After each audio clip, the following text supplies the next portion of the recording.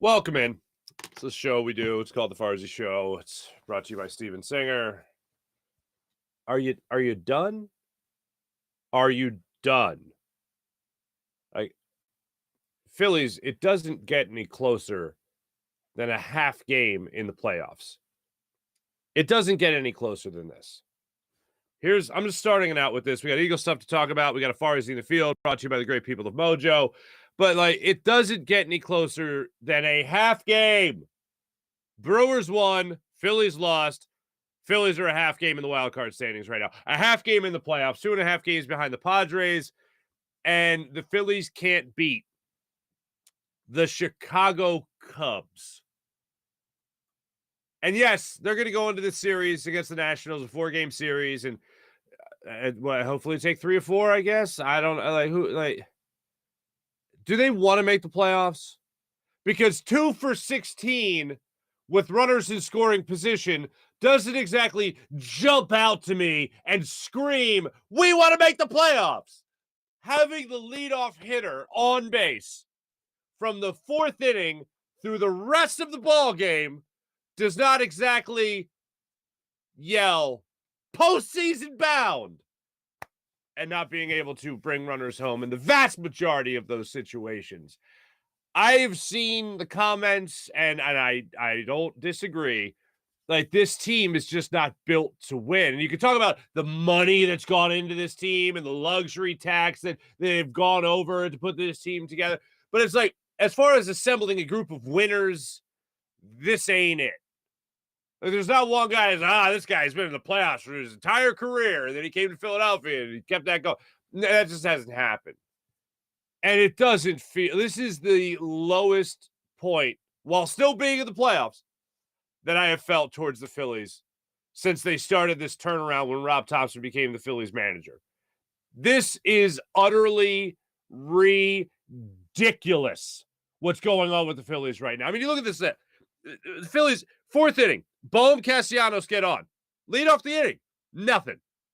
You look at the 5th inning. Rhys Hoskins leads off with a walk. Nothing. 6th, and by the way, in the bottom of that 5th inning is when the Cubs put up the big numbers on Aaron Nola, who pitched great up until that awful pitch, but whatever. 6th inning, Castellanos gets on. Everyone's out after that. They go down 1-2-3. 7th inning, Schwarber leads off. They actually get a run out of this. Hoskins gets a single. You get a 1st and 3rd with nobody out. You get a run out of that. Great. Castellanos leads off again in the 8th inning with a single. 1-2-3. They're out. Nothing. And then, they end the game with Hoskins on first base, I believe it was in the 9th inning, and still couldn't bring him home either. And this is against the Cubs. This isn't against, the Mets or the Braves or a team that you would kind of expect to hammer the Phillies. But the Cubs have just simply owned the Phillies this year. This is ridiculous. The Cubs are not in a postseason hunt here. The Cubs got nothing to play for. They're auditioning guys right now to see the value they can get out of them in the future. That's kind of what bad September baseball is supposed to be. Oh, well, let's see how this guy does. See what he can do at the major league level. See what he's got going for him. He's pretty good. That's what the Phillies have done for the most of the last 10 years. And that's not supposed to be the way it's going right now. This was supposed to be different. This September was supposed to be different. And so far, this September feels like a lot of the same. No matter how much money you spend, no matter how much you go over the luxury tax, no matter who your manager is, it seems like another same old September for the Philadelphia Phillies. And this does not sit right with me. And I know it doesn't sit right with you because with that money spent, with the players acquired, with a manager that was turning things around, that did turn things around, now is not the time to be running out of gas. I know it ain't easy being on the road. I know it's not easy to win ball games. But it should be against the Cubs, and it better damn well be against the Nationals because you're going to need every single one of those games to solidify your spot in the playoffs. And looking down at the Brewers that are only a half game behind you doesn't give me the warm and fuzzies going forward. Do you want to make the playoff? I remember Mitch Williams told me a story one time, and he's told a story before on the radio too, but Mitch Williams told me a story once about how he had walked the bases loaded. Darren Dalton comes out to the mound, and he just goes, are you done? Because there's no more spots available. And that's just what it feels like right now with the Phillies. Are you done? Have you had the losing out of your system? Is Ranger Suarez going to turn things around for the Phillies today at 2:20 when they play the final game of this 3-game set at Wrigley? Because I'd like that to happen. And it doesn't even come down to just him. It comes down to the bats. Above all else. It's funny. Bryce Harper had 2 RBIs last night. He was 0 for 4. He had a sac fly and the RBI ground out. I would like the instant offense I talked about yesterday. That would make us all feel a lot better. I like it from Kyle Schwarber as well. He comes up with some runners on, knocks some runs in. Please do that. Let's see you do that. Let's see you we've seen him manufacture the runs. Let's get the instant offense from him like we've got from all season long that we have gotten from Kyle Schwarber. Let me get that from Bryce. Hoskins had 3 hits last night. The instant offense, I didn't see those home runs happen. Castellanos gets 3 hits. And I mentioned the amount of times he had already let off the inning with those hits, and you're not able to bring him home. Do you want to make the playoffs? I don't know about the closed door meeting idea. I happen to be a fan of it because it's different. It's not every other day in the clubhouse where it's like, all right, we lost, everyone go home. You got 8 games left now in this season. Excuse me, 7 games left in this season, including today. You want to win? You want to win? You want good things to happen for you? You want to make the playoffs? You want to give playoff experience to Gene Segura and JT Realmuto and these guys, Rhys Hoskins and Bryson Stott early on in his career. You want to give these guys some, I don't know, a little playoff experience? Huh? That sounds like fun. You want to give October baseball to Philadelphia? That sounds like fun. I was riding such a high with this Phillies team. Riding such a high with this team.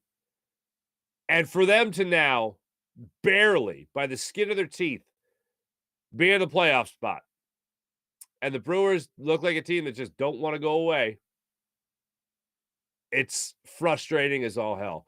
And when I saw, I just knew, first off, you see the leadoff runner get on against Nola.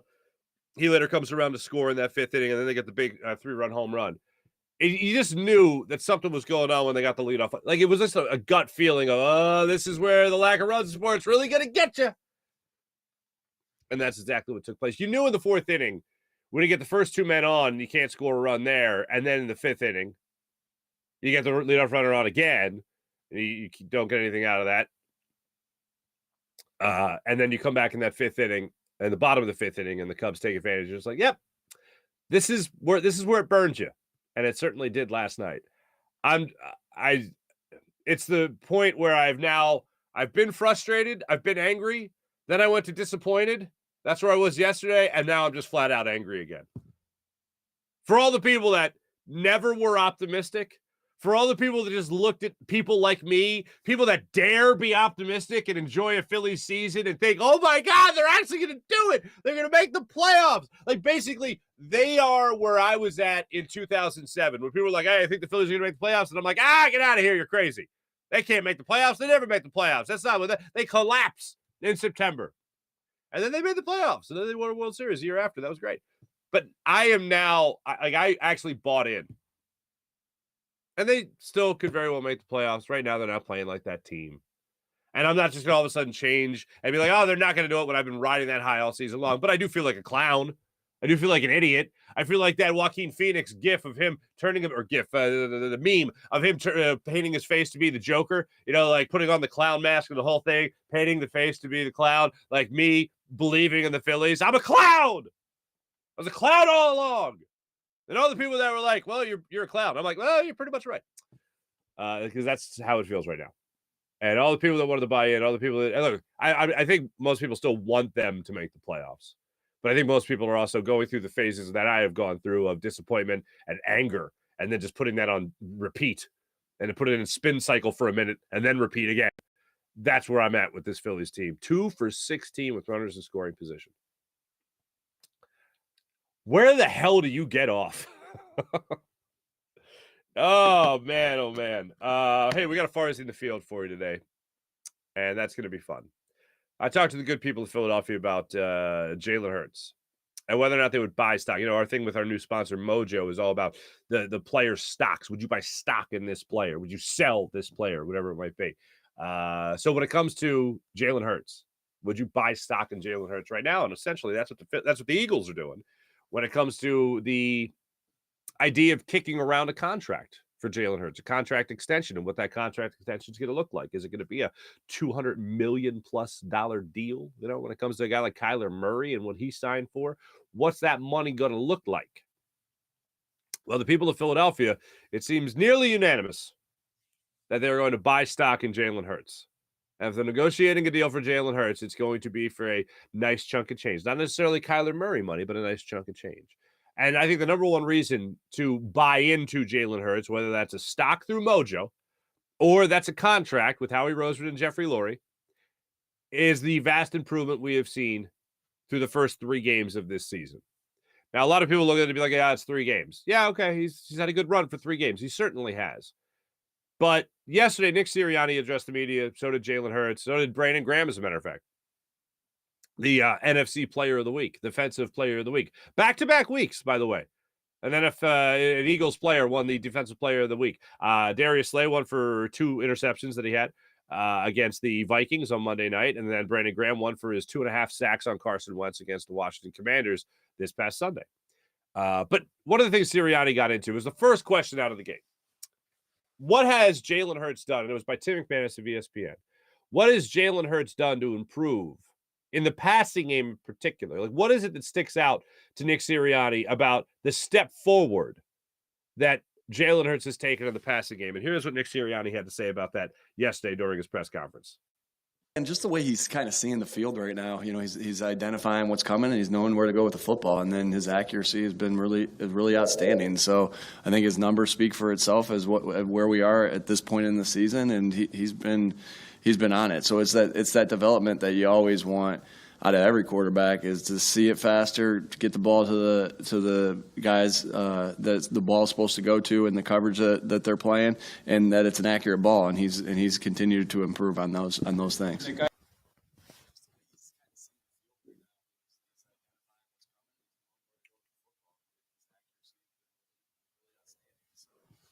That is, to me, what I see from Jalen Hurts that it stands out above all else. The accuracy and surveying the field. And that comes through the hard work that he put in the offseason. The accuracy really comes from a guy that goes out there and looks at what he's got and delivers that ball crisply. Like, that's the word that I would use to describe. Crisply. Like, it's just on point, dotting the I. And I mentioned the stat that came out the other day about, not throwing into tight windows. Okay, so he's not putting the ball at risk.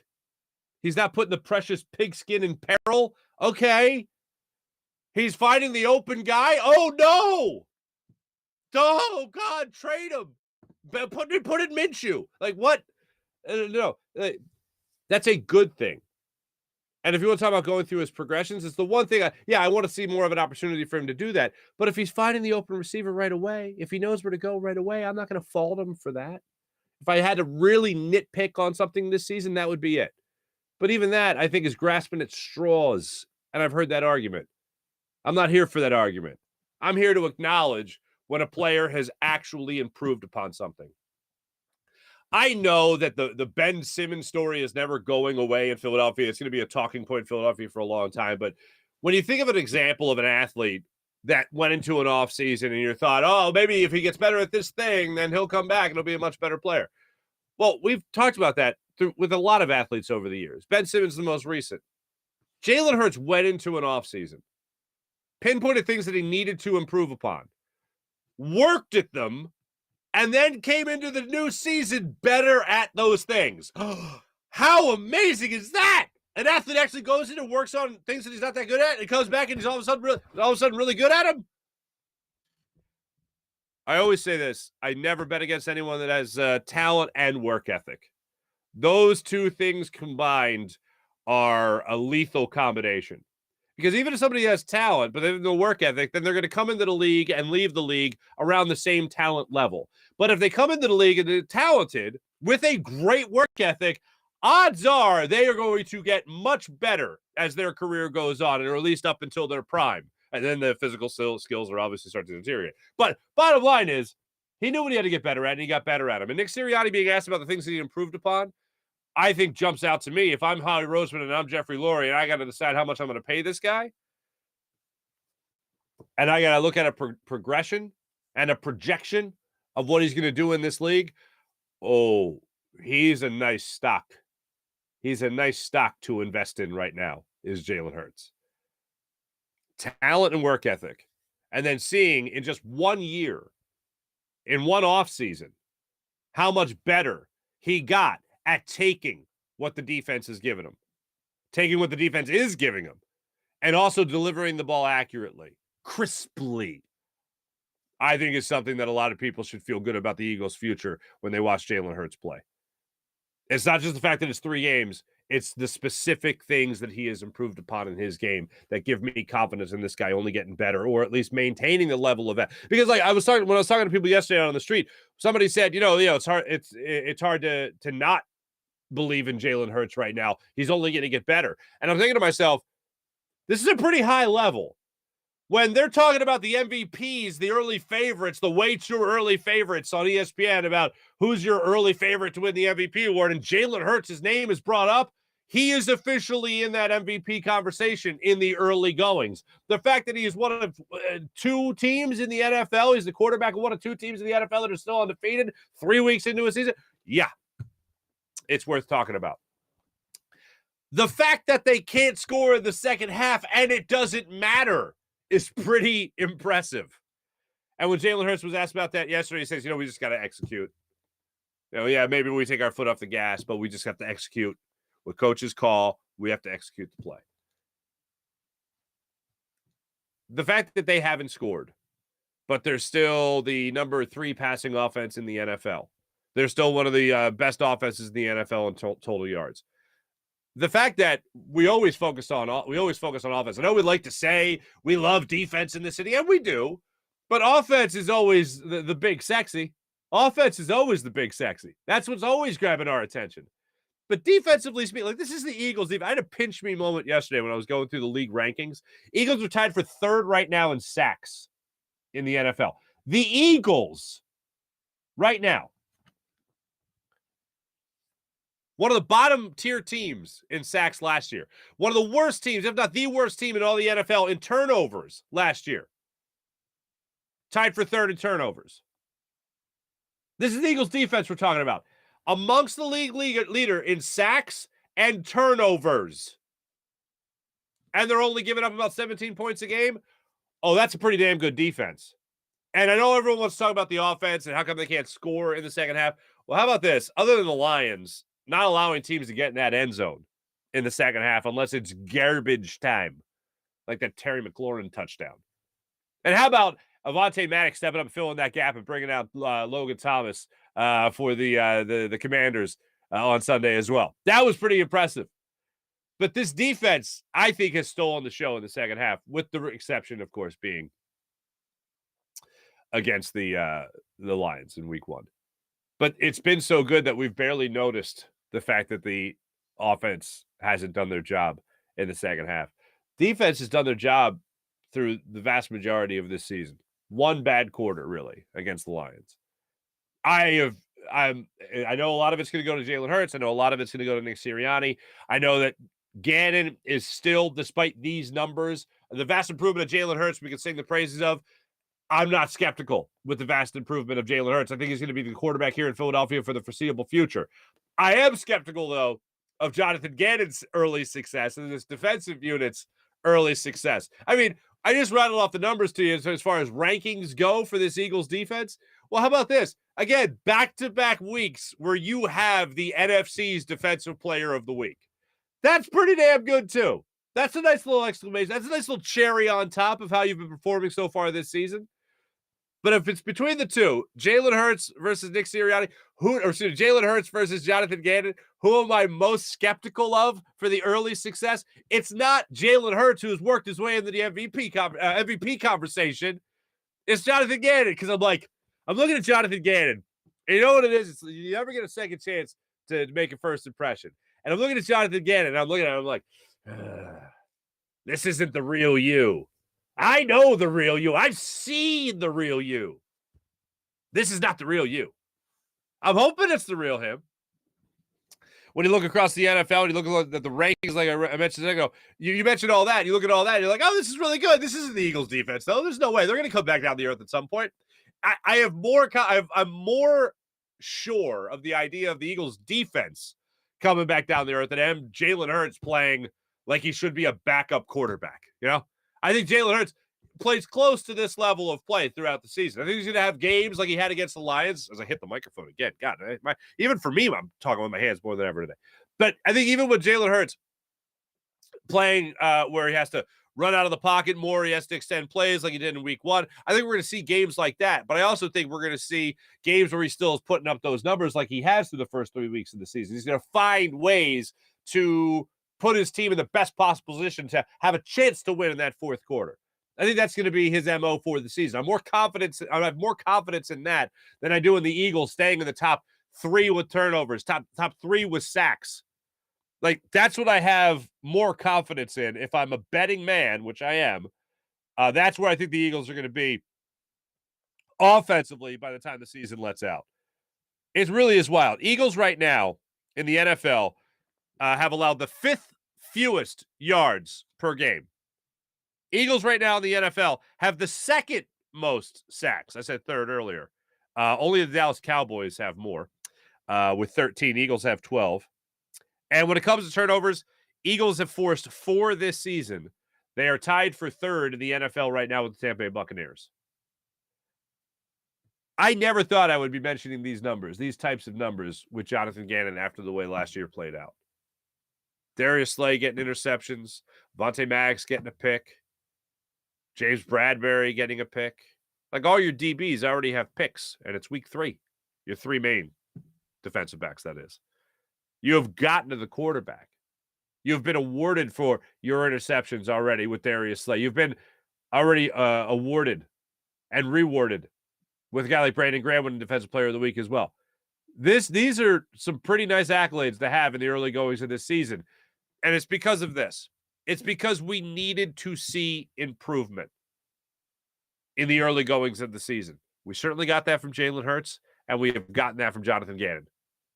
Now, which one are you buying? Which one are you really thinking is going to last through the season? I am more confident that it will be maintained. This level of success, this level of play will be maintained by Jalen Hurts than I am Jonathan Gannon with this defense. Now, I'm confident in guys like Brandon Graham and Fletcher Cox, who's playing great. I'm confident in a guy like Jordan Davis. I'm confident in Hassan Reddick, and I'm confident in TJ Edwards and Slay and Bradbury and Maddox and these guys. I'm confident in all of them. The guy I'm not confident in is the guy that's the maestro. The only saving grace there is what we've pointed out for the last couple of weeks here, is that maybe he's got a little bit of a fire lit under his ass. Maybe Jonathan Gannon has a little fire lit under him because Vic Fangio is maybe waiting in the wings to take over as the Eagles defensive coordinator. Maybe that's what Jonathan Gannon needed, is a little bit of a shakeup. Like, hey, man, there's a guy over there that might take your job. If you want to just calm down for a second here and do the things that you do well and throw that in the face of the opponent. And maybe, just maybe, you'll force mistakes like 4 turnovers through 3 weeks of the season. Maybe. Now, one of the problems is for Jalen Hurts, one of the problems for this Eagles team is that their opponent on Sunday, unfortunately, leads the NFL in turnovers. In takeaways, I should say, with 7. So just something to be aware of. But the Eagles feels good. In the early goings of the season, you can be high on Jalen Hurts. You can be high on this Eagles defense. If you're high on the quarterback and your defense, it means you're going to have a pretty good year. It means you're confident that you're going to have a pretty good year, and I'm thinking the Eagles will. Speaking of the Eagles defense, by the way, Brandon Graham addressed the media yesterday. Like, every once in a while, I'll hear something from an athlete, and it goes along the lines of one of the biggest takeaways I had from The Last Dance, right? With the Chicago Bulls, and when we were in lockdown and everyone was watching The Last Dance with the Bulls and Michael Jordan. And Michael Jordan, I forget who it was, somebody said to him after a game, hey, good game. And Michael Jordan was like, I'm going to kill that guy that told me good game. Like, he took it to be the most sarcastic, tongue-in-cheek remark. Like, oh, I'm going to kill that guy who said good game to me. Athletes are always looking for that competitive edge. The best example of it probably is underdog. Oh, we're the underdogs. We're going to show everybody else. No one believes in us. No one likes this. We don't care. Well, you care because you bring it up a lot. So when it comes to the Eagles, they really embrace that underdog mentality. I heard Brandon Graham yesterday in his press conference talk about winning NFC Defensive Player of the Week. And he was like, yeah, people are going to think I'm not going to work now because I got this award. And I'm like, what? Nobody thinks that. But Brandon, I'll let you hear the clip. When Brandon Graham says it, I think he is just looking for that extra edge, that extra added motivation. Like, nobody thinks Brandon Graham, because he won some minor award for one great game, this guy.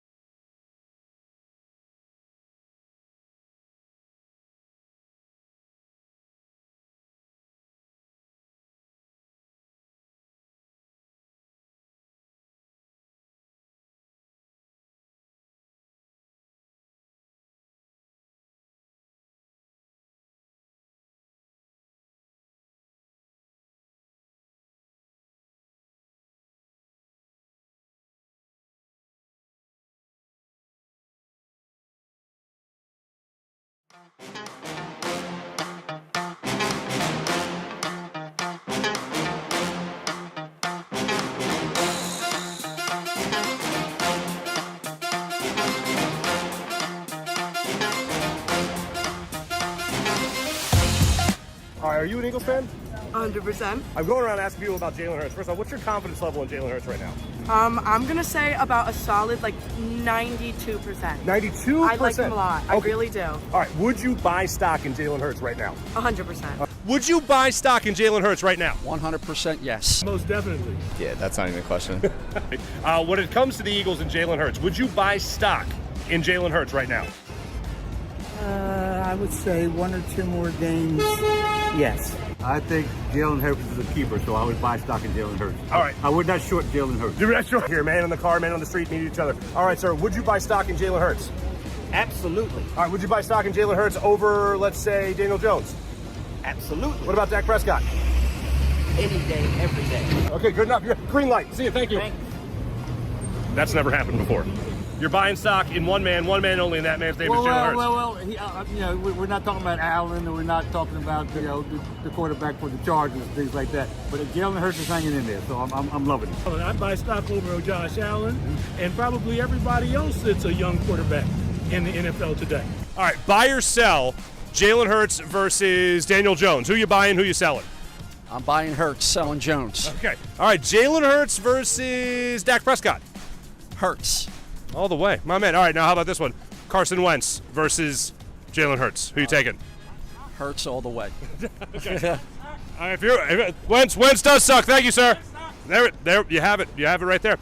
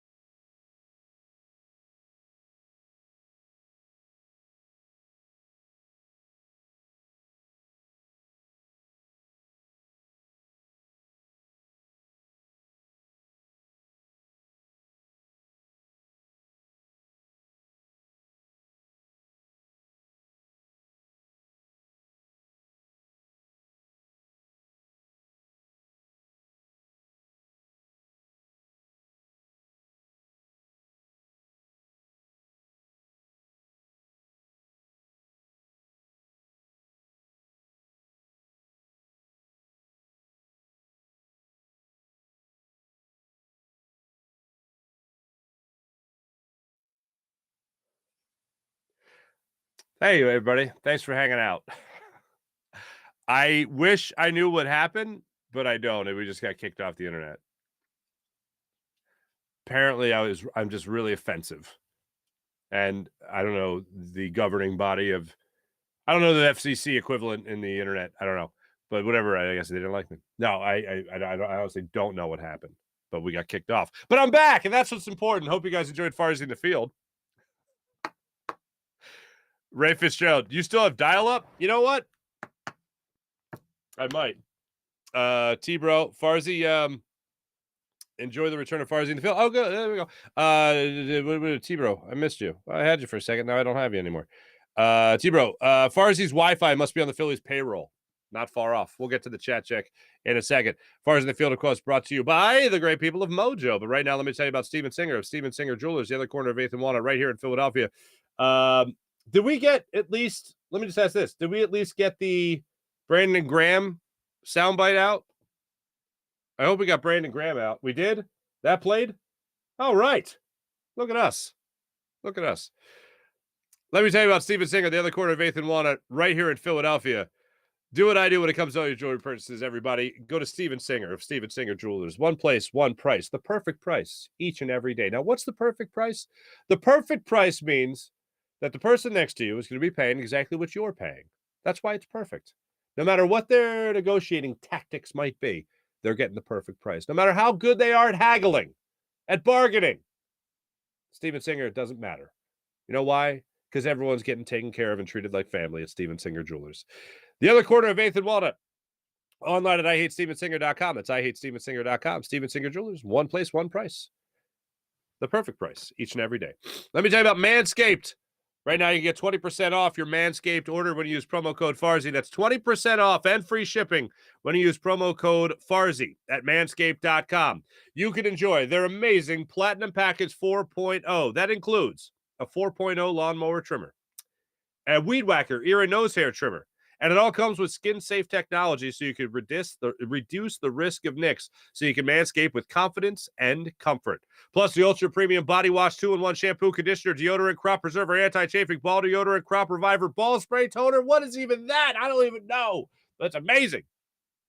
The anti-chafing boxers and the shed travel bag that you'll be using to hold the goods, that you'll be using to take care of your goods from Manscaped. Manscaped is the leader in below-the-waist grooming. Now you can join the 4 million men worldwide who trust Manscaped each and every day with the Platinum Package 4.0, their ultimate hygiene bundle. How about Freestone Farm CBD? FreestoneFarmCBD.com. Use promo code Farzy for 20% off at Freestone Farm CBD. Their menu is something that you'll adore. It's perfect for anyone looking to take a more natural approach to everything that they put in their body. Like their insane tropical tasting Bayox that clocks into their chart topping 24.1%, and Super CBD, which is half Hindu Kush. Kush. I was afraid to knock us off by touching the microphone again. And 21%. Genetics of these guys are off the charts. They grow all their premium hemp flower in the Garden State.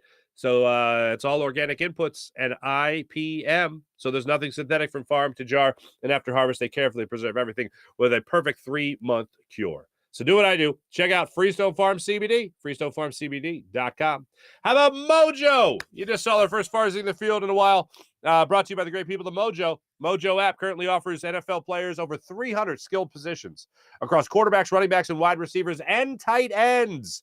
Each athlete's stock on Mojo has a share price that rises and falls in real time based on on-field performance, news, and anything that might affect expectations. Prices move all year long, and there's no offseason. So how about that? Mojo published guaranteed payout formula is based on objective stats. So you always know exactly where and what the stock is worth. I think of an underrated rookie out there you want to grab right now. Might be worth more by the end of the season. That's a good pickup. So do what I do. Use Mojo. It's available in New Jersey right now on iOS. By downloading the app, you can have a chance to win up to $10,000 in free shares of player stock.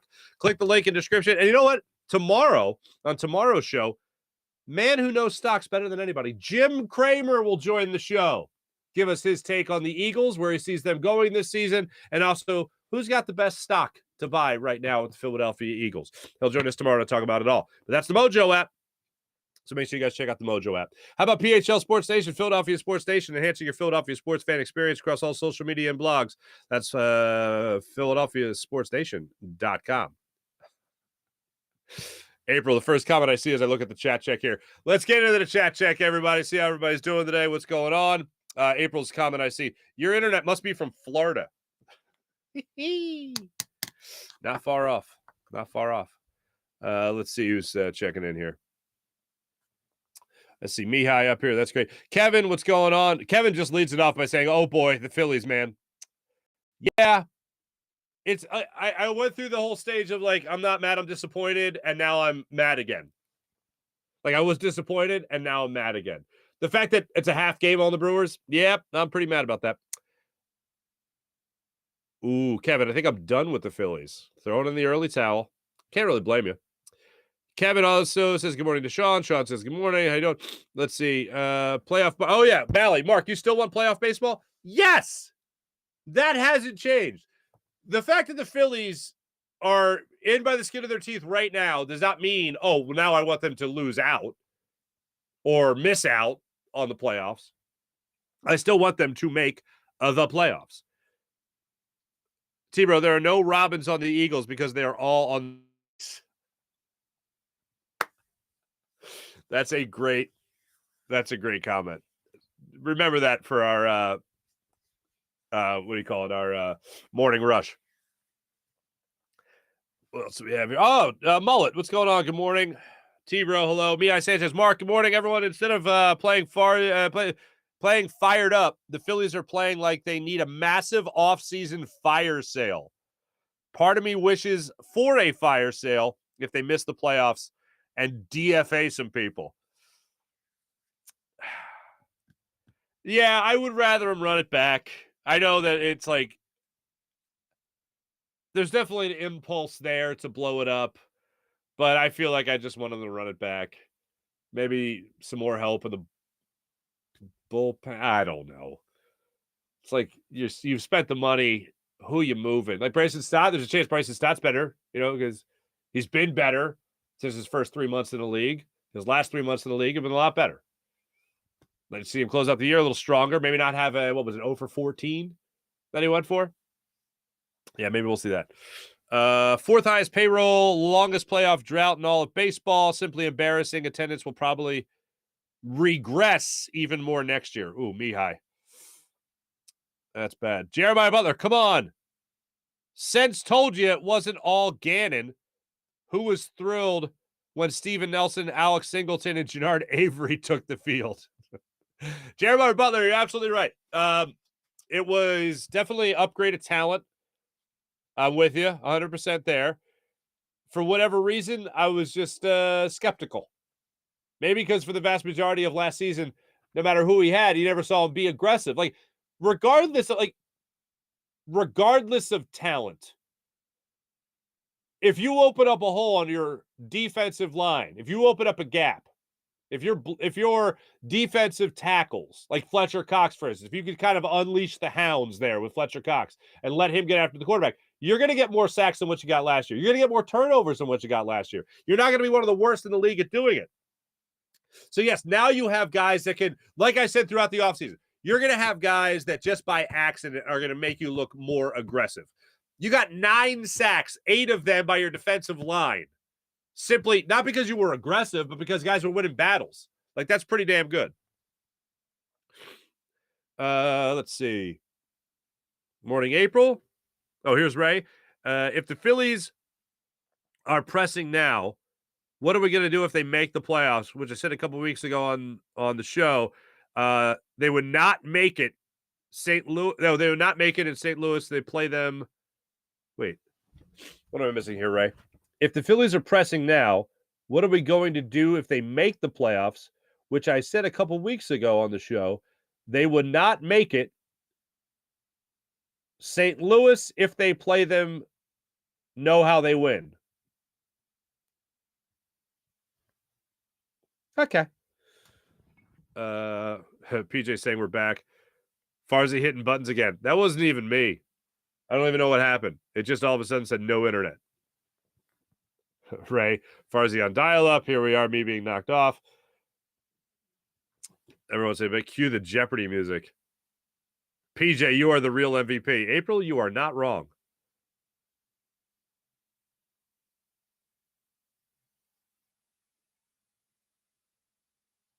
Jeremiah, if you commit more bodies to the front of the line, you lose bodies in coverage. We would have been in the top of the league in big plays given up. Yeah, Jeremiah, I'm not saying do it all the time, but I'm just saying if you're struggling to get pressure, which the Eagles struggled to get pressure last year, dial up a blitz every once in a while. First half of the season, you were the bottom tier team in terms of blitzing, just trying to be aggressive. And yes, the other side of this is do what you did last year and just commit to not giving up those big plays. Have your cornerbacks 7 to 10 yards off the line of scrimmage away from the receivers every play. And yes, you won't give up those plays, but you know what you're also doing? Making it easier to move the ball downfield because you're giving your quarterback, their opposing quarterback that is, room to make a play and deliver the football. That was a big problem. So yes, the stress of the Eagles defense last year, the number one goal was don't give up the big play, which is why they were one of the best teams in the NFL, top 10 in terms of yards allowed last season. The bigger point is you have guys that were very similar to last year. Hassan Reddick had 2 sacks for you. That's great. A sack and a half, rather, for you last week, and that's great. He's a new guy. But Josh Sweat, same guys last year. Fletcher Cox, Brandon Graham, those guys, same guys as last year. They were getting to the quarterback. It wasn't because he was being more aggressive. It was because he had, yes, better talent on that defensive line, which is I wish they would have done that last year. They chose not to. Your linebackers have improved. Bringing in White has been a great upgrade as well, much more than I thought it would be when they acquired him. And your defensive backs with James Bradbury, obviously, I think you've upgraded over Steven Nelson last year. So no question. No question. It's a numbers game. You're not going to have as many guys in coverage, of course. But don't you want to force a turnover every once in a while? It's easier to do that when you apply pressure. And they didn't do that last year. This year, they won their battles against a porous offensive line, of course, against the Washington Commanders. They were able to win those battles. Mihai, I just want the Phillies to one day be elite again. Ooh. Clay, me too. Or excuse me, Mihai, me too. Claydo? What's up, Claydo? Pry Cordarrelle Patterson away from from Atlanta, Howie. I'll cross my fingers for that. Thanks everybody in the chat. You guys are great as per usual. Let me get to the morning rush brought to you by Sky Motorcars, SkyMotorcars.com. First and foremost, I'm going to lead it off with this.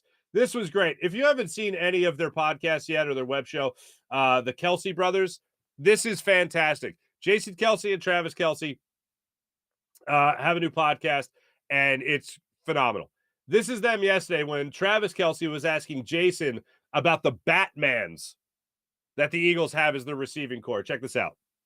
Eagles wide receivers have a Batman cape. Dude. Tell me the story behind it. Well, the story is Darius Slay was in an interview, press conference. I don't know what he was in. Essentially, Slay was like, all of our options are Batmans. We don't got no Robins. They're all Batmans. No boy wonders? Yeah. That's a solid take. He said, we got swole Batman, skinny Batman, and fast Batman. That's a good bit. That's grade A stuff from my man Slay. Are you ever going to be able to wear the cape? Hey, listen. Are you Fat Man? Fat Batman? Listen, if we score on a screen, I'm getting that cape and I'm being Fat Batman. I promise you that. That is going to happen. The next screen we score on, Fat Batman is going to be on the sideline.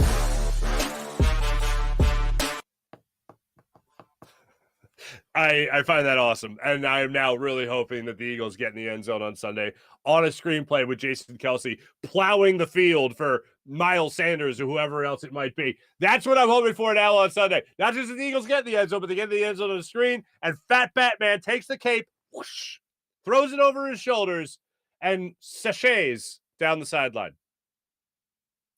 I mean, if you're wearing a cape, and you're not a superhero, how do you not sachet? You have to sachet. What's the point of wearing a cape if you're not going to sachet? Anyway, great podcast. You guys should check it out. So it's definitely an interesting one. But by the way, Darius Slay is just awesome. And the idea of having the swole Batman, skinny Batman, whatever it might be, is brilliant. And as Travis Kelsey said, that's a good bit. It's a really good bit. Last night, 2 things in baseball. Nothing to do with the Phillies or the Brewers or the wild card race. Aaron Judge hit number 61. Now, folks, I have stayed true to what I told you guys leading up to this baseball season, which is I am a much bigger Phillies fan than I am a baseball fan. Baseball for me, through the business and through what they're trying to change about the game and speed it up a little bit, eliminate a lot of that dead time. Baseball for me has become a lot like hockey. Like, I'm a big Flyers fan, but I'm not a big NHL fan. I'm not a big hockey fan. I'm a big Phillies fan, and I'm nowhere near the baseball. I used to be able to just watch any baseball game. A baseball game, it's on TV, and I'm watching it. click and stick, right? That's where I am. That's where I was with baseball. Now it's just I'm a Phillies fan more than anything. And then hopefully I'll grow back into being a baseball fan again. But there is something about the number 61. And if you're a baseball fan, that number means a lot to you because it's the home run record that you grew up with, right? It's not the 73, 74, I don't even know, with Barry Bonds when he broke Mark McGwire's 70th home run record, right? And all that, and Babe Ruth 60 home runs, and Roger Maris hitting 61 and all that stuff. Aaron Judge hitting 61 home runs as a member of the Yankees is pretty special.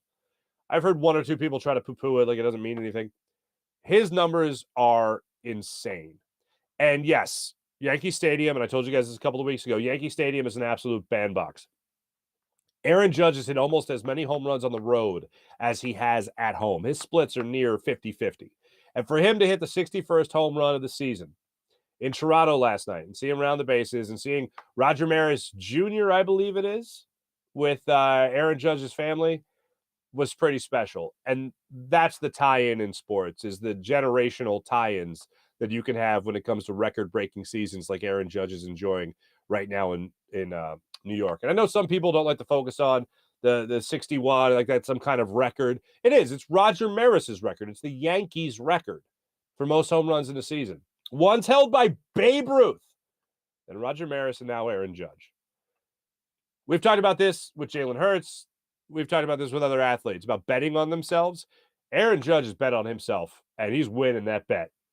60 home runs in a season, and he's due some money. Oh, it's going to be a fun offseason for Aaron Judge. I'll tell you that much.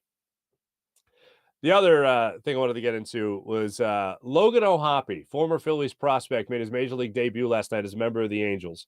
O'Hoppe was traded at this past trade deadline for, I'm confused because they made two trades. I believe he was the Syndergaard trade. No, it wasn't. It was the Brandon Marsh trade. It was the Brandon Marsh trade. And Logan O'Hoppe went there and immediately became the Angels' number one prospect. Well, he made his debut last night, and in his first major league at bat, he singled. In his first major league at bat, he got a hit. He was 1 for 3 last night for the Angels in his big league debut. So congratulations to former Phillies prospect Logan O'Hoppe and his major league debut last night. Phillies back at it this afternoon. 2:20 start time at Wrigley Field. They will try to avoid the brooms. Ranger Suarez takes the ball for the Phillies. He'll be on the mound for them tonight, trying to avoid that sweep. Appreciate you guys sticking through the little internet outage that we had. Appreciate you guys a lot. Tomorrow we'll have Jim Kramer on the show to break down all things Eagles and who's the best stock to buy when it comes to the Philadelphia Eagles. Thanks for watching. Thanks for listening. Jim Hyden did a phenomenal job producing the program. I did a terrible job. My internet did the worst job. This is a Buzz Sports Entertainment production. My name is Mark Farzetta. Have a great rest of your day, everybody. Talk to you tomorrow. See ya.